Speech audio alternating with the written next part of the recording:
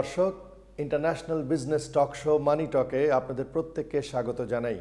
বাংলাদেশের ব্যাংকিং সেক্টরের অন্যতম স্তম্ভ ব্যক্তিত্ব জনাব সৈয়দ আবু নাসের বখতিয়ার আহমেদ আমাদের আজকের অনুষ্ঠানের অতিথি। সৈয়দ আবু নাসের বখতিয়ার আহমেদ প্রায় সুদীর্ঘ 40 বছরের কাছাকাছি সময় ধরে এদেশের ব্যাংকিং সেক্টরের বাঁকে বাঁকে নিজেকে সম্পৃক্ত রেখেছেন। দেশে বিদেশে সুদীর্ঘ সময় ধরে ব্যাংকিং বিষয়টির সঙ্গে তার পদচারণা। দেশের অন্যতম প্রধান দুটি বেসরকারি ব্যাংকের ম্যানেজিং ডিরেক্টরের দায়িত্ব পালন করেছিলেন তিনি। এ দুটি হচ্ছে প্রাইম ব্যাংক লিমিটেড এবং সাউথ ইস্ট ব্যাংক লিমিটেড। কিছুদিন আগে বিশ্বব্যাংকের পরামর্শ ও সহায়তায় এদেশের অন্যতম প্রধান এনসিবি বা ন্যাশনালাইজড কমার্শিয়াল ব্যাংক, অগ্রণী ব্যাংকের যে সংস্কার কর্মসূচি শুরু হয়, সেখানে তিনি একজন বেসরকারি ব্যাংকার হিসেবে এই ব্যাংকের প্রধান নির্বাহী এবং ম্যানেজিং ডিরেক্টর হিসেবে দায়িত্ব গ্রহণ করেন।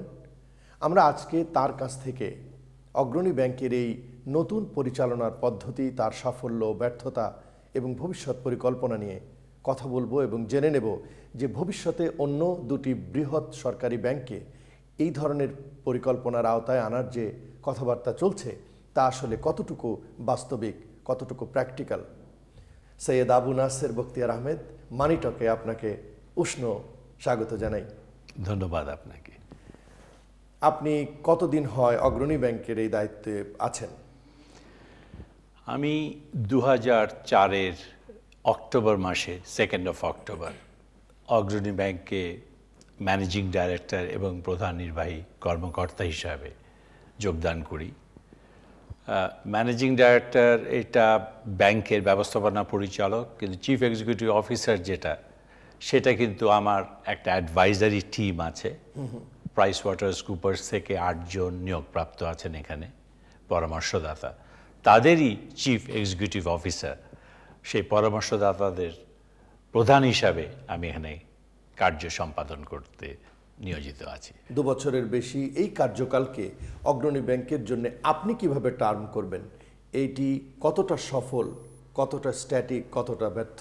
আমি যখন আমার টিম নিয়ে 2 অক্টোবর 2004 সালে ব্যাংকে যোগদান করি, সেদিন ছিল সত্যি একটি ডিফিকাল্ট ডে ফর মি, কেননা সেদিন স্ট্রাইক ছিল, ঢুকতে বাধাপ্রাপ্ত হয়েছিলাম। কিন্তু যাই হোক, কথাবার্তার মারফতে পরে দেখা গেল যে তারা তাদের কথা রেখেছে এবং আমরাও। এটা মেনলি হয়েছিল কি, ওখানে অফিসার্স অ্যাসোসিয়েশন এবং সিবিএ তারাই চায়নি যে বাইরে থেকে কোনো বেসরকারি খাত থেকে কোনো ম্যানেজিং ডাইরেক্টর বিদেশি পরামর্শদাতাদের সঙ্গে পরামর্শ করে তাদের পরামর্শে এখানে যোগদান করুক। বাধাটা ছিল সেখানেই। কিন্তু পরে দেখা গেল যে তারা সত্যি সব রকম সহযোগিতা আমার সঙ্গে করেছে। সেই সহযোগিতারই পরিফলিত হয়েছে আমাদের 2004 সালের রেজাল্ট, 2005 সালের রেজাল্টে। 2004 সালে এই অগ্রণী ব্যাংকের প্রধান কার্যকারিতার মাঝে ছিল, আমার রিস্ট্রাকচারিং প্রসেসের মধ্যে ছিল ব্যাংকটার অ্যাকাউন্টিং সিস্টেমটাকে ঠিক করা। আচ্ছা, ব্যাংকটা প্রথমবারের মতন 2004 সালে একটা ক্লিন অডিটর্স রিপোর্ট পেয়েছিল। এটা কিন্তু অন্যান্য সরকারি ব্যাংকে এখনো পর্যন্ত প্রাপ্ত হয়নি। আমাদের ইট ওয়াজ এ গ্রেট অ্যাচিভমেন্টস। আমরা আমাদের শ্রেণীকৃত ঋণের বিপরীতে সব রকম প্রভিশন করতে পেরেছিলাম এবং অন্যান্য যা অ্যাসেটের বিপরীতে যেগুলি করার প্রয়োজন ছিল সেগুলিও আমরা করেছিলাম।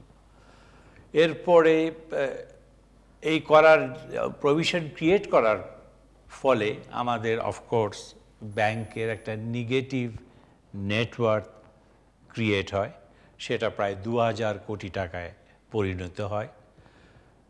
এগুলি পরে 2005 সালে ব্যাংকে সকল স্তরের সহযোগিতায়, এখানে নির্বাহী অফিসার্স, কর্মকর্তা এবং কর্মচারী সিবিএদেরও সহযোগিতায় আমরা কিন্তু খুব ভালো রেজাল্ট করেছিলাম। 2005 সাল অন্তে ব্যাংক 214 কোটি টাকা মুনাফা অর্জন করতে পেরেছিল এবং 2006 সালে আমাদের যে টার্গেট আছে, মুনাফা টার্গেট, সেটা হলো প্রায় 300 কোটি টাকা। এটাও আমি বিশ্বাস করি এটা আমরা অ্যাচিভ করতে পারবো। মিস্টার ম্যানেজিং ডিরেক্টর, অনেকেই আপনার যেমনটি ওই সময় আশঙ্কাও করেছিলেন এবং বলেছিলেন, তার একটা বর্ণনা আপনি সংক্ষেপে দিয়েছেন যে একটি বৈরী পরিস্থিতির মাধ্যমে বা ভেতর দিয়ে আপনাকে অগ্রণী ব্যাংকে ঢুকতে হয়েছিল। এত বড় একটি ব্যাংক, জনতা ব্যাংক এবং অগ্রণী ব্যাংকের সাইজ এবং বিজনেস ভলিউম অলমোস্ট কাছাকাছি, সেখানে 300 কোটি টাকা মুনাফা কি খুব বেশি একটি এত বড় টিমকে ডিপ্লয় করে বা অ্যাসাইন করার পরে? না, 300 কোটি টাকা মুনাফা অর্জন ব্যাংক লাইক আওয়ার্স, আর আপনি যেটা বললে যে জনতা ব্যাংকের মতন, এটা কিন্তু অসম্ভব কিছুই না। মুনাফা অর্জন করা যায় আরও বেশি, কিন্তু আমাদের যেহেতু এটা সরকারি ব্যাংকের কিছু দায়িত্ব আছে। আমাদের ইন্টারেস্ট, সোশিয়াল রেসপন্সিবিলিটি, যেটা ঠিকই বলেছেন আপনি, এটা কিন্তু আমাদের দায়িত্ব পালন করা, যার জন্য আমরা সুদের হার বেশি বাড়াতে পারি না। আপনারা জানেন এখন নিশ্চয়ই যে বেসরকারি ব্যাংকে সুদের হার 15-16% পর্যন্ত হিট করে গেছে, কিন্তু সরকারি ব্যাংকে সুদের হার কিন্তু 13-13.5-র উপরে এখনো উঠেনি। এটা একটা দিক। আরেকটা হলো ফিস কমিশনও কিন্তু সেইভাবে আমরা কিন্তু অতটা চার্জ করি না যেভাবে বেসরকারি ব্যাংক বা বিদেশি ব্যাংকগুলি চার্জ করছে। এটা আমরা মনে করি একটা সোশিয়াল অবলিগেশন আমাদের জন্য। সরকারি ব্যাংকে আরেকটাও দেখা যায়, আমাদের কিছু সরকারের নির্দেশে কিছু কাজ করতে হয়, কৃষি ঋণ দিতে হয় কৃষকদের, সেটা কিন্তু আরও লো রেটে আমরা দিয়ে থাকি, 5%-এ দিয়ে থাকি। তো এই যে জিনিসগুলি আছে, এছাড়া আমাদের আপনার মানে আমার কথা আপনাকে যেভাবে আমি বুঝতে পারছি যে আপনাদের সুদ হার বেসরকারি ব্যাংকিং সেক্টরের মতো নয়, অথচ আপনার অপারেটিভ কস্ট তো প্রায় একই। হ্যাঁ, খুব সুন্দর কথা বলেছেন আপনি। কিন্তু আমাদের কিন্তু কস্ট কমাতে পারি না আমরা কিছুতেই, কারণ আমাদের যে অপারেটিভ কস্টটা আছে সেটা কিন্তু মোরলেস অন্যান্য ব্যাংকের মতনই। তবে আমরা এই সার্ভিসটা দিয়ে থাকি, আমরা কাস্টমারদের বেটার সার্ভিস দেওয়ার চেষ্টা করছি এবং আমি বিশ্বাস করি কম্পিউটারাইজেশন প্রসেস, যেটার এখন আমাদের প্রাইম অবজেক্টিভ আছে, সেটা যদি করা হয় আমরা কিন্তু প্রচুর আরও অনেকভাবে আমরা কাস্টমারকে স্যাটিসফাই করতে পারবো। মিস্টার নাসের, এখানে আমার টোটাল একটা আপনার সঙ্গে ডিস্যাটিসফ্যাকশনের বিষয় আছে যে সরকারি ব্যাংকগুলো হতে পারে যেটা একটা এজ ওল্ড লিগ্যাসি এরা ক্যারি করছে, সেই কারণেও হতে পারে, কিংবা অন্য কোনো ভিতরে মানসিক কোনো পরিবর্তন হয়নি বলে হতে পারে, যে কম্পিউটারাইজেশন একটা সারা পৃথিবীর এই মুহূর্তের সবচেয়ে বড় দাবি, কিন্তু রাষ্ট্রায়ত্ত ব্যাংকগুলোর কম্পিউটারাইজেশনের যে গ্রাফ, তা রীতিমতো ফ্রাস্ট্রেটিং। আপনি গত এই আপনার টেনিউরে এখানে কি করেছেন অগ্রণী ব্যাংকে? এটাও আরেকটা খুব সুন্দর প্রশ্ন আপনি রেখেছেন। কম্পিউটারাইজেশনের যুগ, এটা সত্যি, কিন্তু সরকারি ব্যাংকগুলিতে এর কোনো পরিবর্তন আমরা এখনো পর্যন্ত দেখতে পাইনি। অ্যাবসলিউটলি। আমাদের এটা প্রধান কারণটাও হলো আমাদের ওইভাবে ইনফ্রাস্ট্রাকচার গড়ে ওঠেনি। আমাদের ব্রাঞ্চগুলি প্রত্যন্ত অঞ্চলে প্রতিষ্ঠিত আছে, রুরাল ব্রাঞ্চগুলি এমন সব জায়গায় আছে যেখানে আমাদের এই টেলিকমিউনিকেশন কোনো ফ্যাসিলিটিস এখনও পর্যন্ত যেয়ে পৌঁছেনি। সেই জন্যই এই অসুবিধাটা সবচেয়ে বেশি। তবে আমরা শহরভিত্তিক যেগুলিতে আছে, আমার স্পেশালি আমি অগ্রণী ব্যাংকে যে ব্যবস্থা নিয়েছি, যে ডিস্ট্রিক্ট হেডকোয়ার্টার সেন্টারগুলিতে আমাদের অনলাইন ফ্যাসিলিটিস দেওয়া হবে এবং সেটা হেড অফিসের সঙ্গে কানেক্টেড থাকবে এবং এর ফলে আমরা প্রায় 100টা সেন্টার থেকে অনলাইন বেসিসে সব কিছু ইনফরমেশন ইনস্ট্যান্টলি পেয়ে যাব এবং এটা একটা সুদূর প্রসারী আমাদের প্রগ্রেস দেখাতে পারবো। আপনি শুধু প্রাইস ওয়াটারহাউস কুপার্সের টিম লিডার হিসেবে সিইও অ্যান্ড ম্যানেজিং ডিরেক্টর অগ্রণী ব্যাংক, তা আমি বিশ্বাস করি না। অ্যাট দি সেম টাইম আপনি এদেশের খুব বনেদি একটি পরিবারের সন্তান। এই দেশ, এই মাটি, এর সঙ্গে আপনার নাড়ি পোতা, আপনার রক্ত, আপনার ঘাম, আপনার পরিবারের ঐতিহ্য মিশে আছে। একজন দেশপ্রেমিক নাগরিক হিসেবে আপনি অগ্রণী ব্যাংককে কি স্বপ্ন নিয়ে গড়ে তুলতে চেয়েছিলেন, আর তার কতটুকু এ পর্যন্ত করতে পেরেছেন? আমার বিশ্বাস অগ্রণী ব্যাংক অদূর ভবিষ্যতে শ্রেষ্ঠ বাংলাদেশের একটি অন্যতম ব্যাংক হিসাবে অতি শীঘ্র প্রতিষ্ঠিত হতে পারবে। এই ব্যাংক তার নিজস্ব কমার্শিয়াল অ্যাক্টিভিটিসের পাশাপাশি সোশ্যাল অ্যাক্টিভিটিস, সব রকম সাহায্য সুবিধা আমাদের গ্রাহকদের কাছে পৌঁছে দিতে পারবে। এই ব্যাংকটি মডার্ন টেকনোলজির সাথে খাপ খাইয়ে একটি সর্বশ্রেষ্ঠ অন্যতম ব্যাংক হিসাবে প্রতিষ্ঠিত হোক, এটাই আমার মনের ইচ্ছা। আপনি তার কতটুকু অর্জন করতে পেরেছেন? বাস্তবায়ন ক্ষেত্রে আমরা অগ্রসর হয়ে গেছি অনেকটি। আমাদের লং টার্ম ম্যানেজমেন্ট প্ল্যান, যেটা আমরা মিনিস্ট্রি অফ ফাইন্যান্সে সাবমিট করেছি, সেখানে আমরা 2007-এর মাঝে এই যে বললাম যে 100টি ব্রাঞ্চের সঙ্গে আমাদের অনলাইন ফ্যাসিলিটিস, এটা আমরা স্ট্যাবলিশ করতে যাচ্ছি। এখানে আমি একটা কথা বলে রাখতে চাচ্ছি যে আমাদের 234টা ব্রাঞ্চে কিন্তু কম্পিউটার ফ্যাসিলিটিস আছে, কিন্তু সেটা offline facilities, unit branch facilities.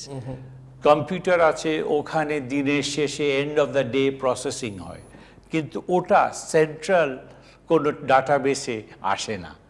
এটা কিন্তু ওই আমাদের আগে যে বলেছিলাম যে ইনফ্রাস্ট্রাকচার ডিফিকাল্টিজের জন্য এটা সম্ভব হয়ে ওঠে। এটা একটা পঙ্গু সিস্টেমের মতো, পূর্ণাঙ্গ সিস্টেম তো হলো না। পূর্ণাঙ্গ সিস্টেম এটা না, সেটার জন্যই দরকার এই আপনার যাতে অনলাইন ফ্যাসিলিটিসটা হয়, সেটার জন্য না, এটার জন্য দরকার ইনফ্রাস্ট্রাকচার গড়ে তোলা।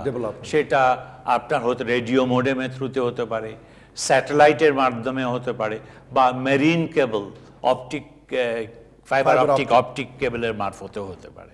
আমি প্রায় 1.5 দশক আগে, 15 বছরের কাছাকাছি সময় আগে, বাংলাদেশে প্রথম এটিএমে টাকা তোলার সৌভাগ্য হয়েছিল অগ্রণী ব্যাংকের মাধ্যমে।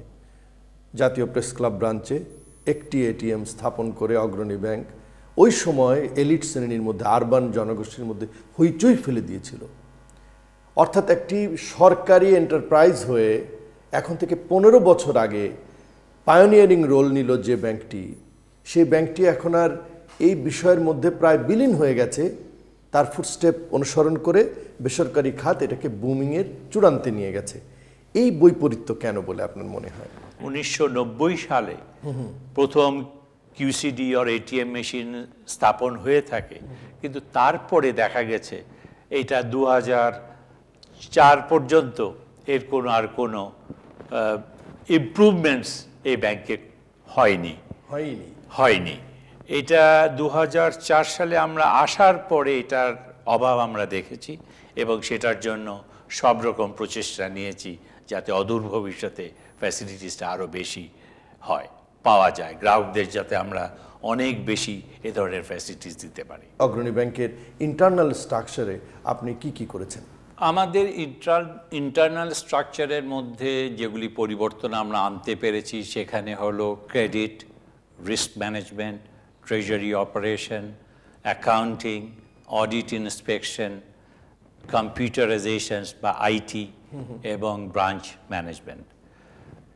এই হিউম্যান রিসোর্সেস ডিভিশন 8টা ডিফারেন্ট সেক্টরে আমাদের উন্নয়ন আমরা করেছি এবং করে যাচ্ছি, এবং ভবিষ্যতেও করা হবে। ক্রেডিট সেক্টরে যেটা বলবো যে আমাদের পলিসিস, প্রসিজিওরস ইন্ট্রোডিউস করা হয়েছে, যেগুলি সবই ইন্টারন্যাশনাল প্র্যাকটিস অনুযায়ী করার প্রচেষ্টা করছি আমরা। এখানে এটার জন্য বাংলাদেশ ব্যাংকের যে গাইডলাইনগুলি আছে সেগুলিও আমরা দেখে সুন্দরভাবে এটা ব্যাংকটিকে যাতে পরিচালিত করা যায়, আমরা না থাকতে পারি, পরের প্রজন্মে যারা আসবে তারাও যাতে এটাকে আরও অগ্রসর করতে পারে, এটা যাতে আরও এগিয়ে নিয়ে যেতে পারে, সেই সব ব্যবস্থা আমরা করে যাচ্ছি। সিমিলারলি অন্যান্য যে 7টা সেক্টর আছে, যেটা ট্রেজারি অপারেশন, তারপরে রিস্ক ম্যানেজমেন্ট, সেসব দিকেও কিন্তু প্রত্যেকটা দিকই আমাদের এই পলিসি এবং প্রসিজিওর ইন্ট্রোডিউস করা হয়েছে এবং সেগুলিকে ইমপ্লিমেন্টেশন করার চেষ্টা করে যাচ্ছি আমরা। বিভিন্ন পর্যায়ের উদ্যোক্তারা আমাদেরকে বলেছেন এবং এখনও বলছেন যে নাসির বখতিয়ার সাহেব অত্যন্ত প্র্যাগম্যাটিক, স্পিডি এবং তার অন্তর্দৃষ্টি খুব প্রখর, এবং যা আগে 2 মাস 3 মাস 4 মাস 5 মাস লাগতো, একজন উদ্যোক্তা আমাকে খুব স্পেসিফিক্যালি বলেছেন যে আমি 1 বছর ঘুরে যে সিদ্ধান্ত পাইনি, তিনি 1 মিনিটে সিদ্ধান্ত দিয়ে বলেছেন এই মুহূর্তে ওনার সাইটে যান এবং এসে 12 কোটি টাকা স্যাংশন দেন। এই ধরনের কাজ আপনি করে ব্যাংকটিকে আবার লাইমলাইটে নিয়ে আসতে পেরেছেন। ভবিষ্যতে এই ধরনের উদ্যোক্তা সহায়ক আর কি কি পরিকল্পনা আপনার মনে আছে? ব্যাংক কিন্তু গ্রাহকদের সেবায় নিয়োজিত। গ্রাহক সেবা কিন্তু আমাদের অন্যতম অবজেক্টিভ। সুতরাং গ্রাহক সেবা যদি আমরা ঠিক মতো না করতে পারি, ব্যাংক কিন্তু তাহলে উন্নতি হবে না। সুতরাং একটা প্রথম যেটা আমরা দেখলাম যে সত্যি প্রজেক্ট ফাইন্যান্সিংয়ে আমাদের 3 থেকে 6 মাসও লেগে যেত। সেটার জন্য আমি প্রথমেই একটা টাইম বাজেট ঠিক করে দিই আলাপ আলোচনার মাধ্যমে, এবং সেই আলাপ আলোচনার মাধ্যমে আমাদের যারা নির্বাহী এক্সিকিউটিভস বা আমাদের কর্মকর্তা অফিসার্সরা ছিলেন, তাদের সঙ্গে আলাপ আলোচনা করে যখন এটা ঠিক করা হয়, আমরা ঠিক করেছিলাম যে 2 সপ্তাহ, ম্যাক্সিমাম 2 উইকস আমরা নিব যে কোনো প্রজেক্ট ভিজিট করা, অ্যানালিসিস করা, অ্যাপ্রেজাল তৈরি করা, ডিসিশন, কম্পিটেন্ট অথরিটির ডিসিশন নিয়ে এই ডিসিশনটা কমিউনিকেট করে দেওয়া গ্রাহকের কাছে। এই টোটাল টাইমটা ছিল 2 সপ্তাহ, 15 ডেজ। কেননা আমাদের বোর্ডও বসে এভরি 2 উইকস, সেই জন্যই এটা মাসে 2 বার, হ্যাঁ, এই জন্যই এই ডিসিশনটা নিতে হয়েছিল। এটা হয়তো বা এখনো পর্যন্ত 100% টাইম মেনটেন করতে পারি না, কিন্তু যেখানে 3 থেকে 6 মাস লাগতো সেটা এখন কিন্তু কোনো অবস্থাতেই 1 মাসের বেশি লাগে না। This is an achievement. আমি বিশ্বাস করি যে সিস্টেমটা আমরা দিয়েছি বা দিয়ে যাচ্ছি সেটা কিন্তু ভবিষ্যতেও থাকবে। কেননা এখানে দেখেছি আমি আমাদের অফিসারদের ভিতরে, এক্সিকিউটিভদের ভিতরে অনেক উদ্যমতা, যার জন্য তারা কিন্তু এইভাবে এগিয়ে নিয়ে যেতে পারবেন। আপনার টেনিউরের আরেকটি বিষয়ে খুব আলোচিত হয় যে আপনি ব্যাংকটিকে, এবং সেটা সঙ্গতভাবে জাস্টিফাইডলি, যে অনেকটা বেসরকারি পরিচালনা পদ্ধতি অনুসরণ করছেন। I think that's what your assignment is. কিন্তু তাদের বেতন কাঠামোটা অগ্রণী ব্যাংকে সরকারের বেতন কাঠামোই রয়ে গেছে। অর্থাৎ রবীন্দ্রনাথের ভাষায় যত বেত পাই তত বেতন পাই না, এরকম একটা সিচুয়েশন হচ্ছে। এটা কিভাবে অ্যাড্রেস করেন আপনি? আমার এই ব্যাংকের উন্নতির জন্য আমি একটু এখানে বলতে চাই আমাদের পরিচালনা পর্ষদের কথা। পরিচালনা পর্ষদ কিন্তু আমাদের খুবই উদারপন্থী, and they are also very competent. এই কারণে যে বলছি যে তারা যেসব প্রপোজাল আমরা নিয়ে যাই সেগুলি কিন্তু বিস্তারিতভাবে আলোচনার পরেই তারা ওটার অ্যাপ্রুভাল দেন।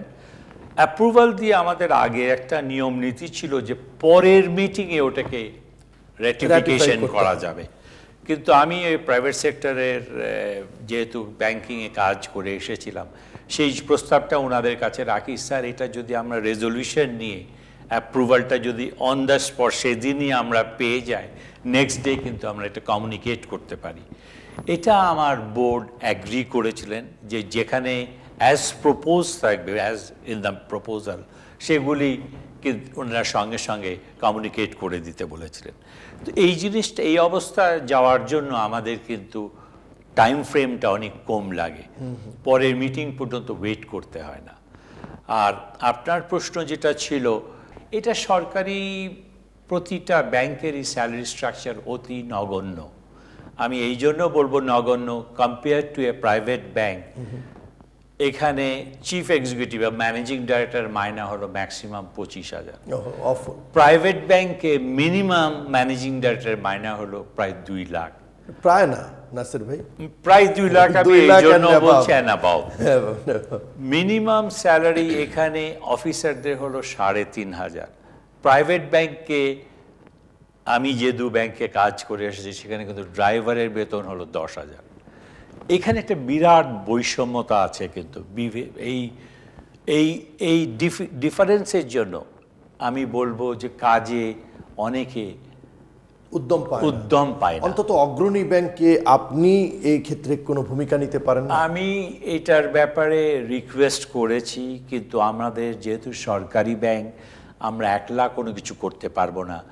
এটা করতে গেলে সরকারের তরফ থেকে আমাদের একটা ডিসিশন পেতে হবে এবং সব কটা ব্যাংকই একসঙ্গে করতে হবে। সেক্ষেত্রে আপনার ওকালতিটা আমি যেটা মনে করি কর্পোরেটাইজ যদি হয়, ডিফারেন্ট বোর্ড যদি সেট আপ করা হয়, বোর্ড কিন্তু এটা করার দায়িত্ব নিতে পারে।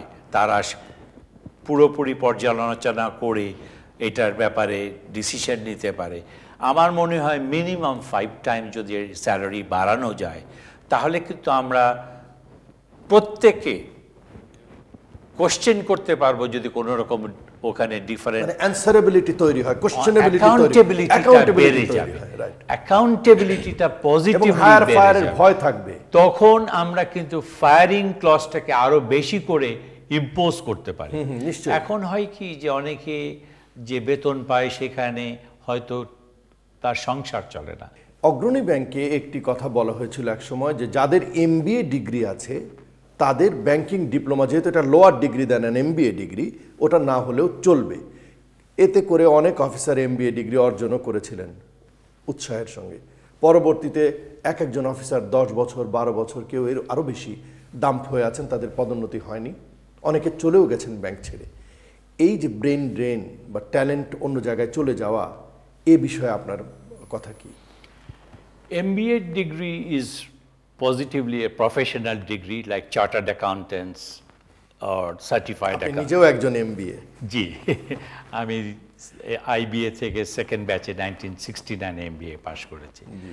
কিন্তু ব্যাংকিং ডিপ্লোমা সেটা কিন্তু ব্যাংকিং সেক্টরের জন্য অতি প্রয়োজনীয়।